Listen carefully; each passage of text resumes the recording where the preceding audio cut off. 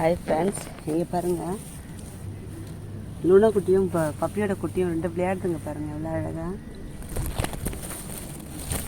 பார்த்தா ஃப்ரெண்ட்ஸ் எப்படி விளையாடுறாங்க பாருங்கள் ரெண்டு பேரும்.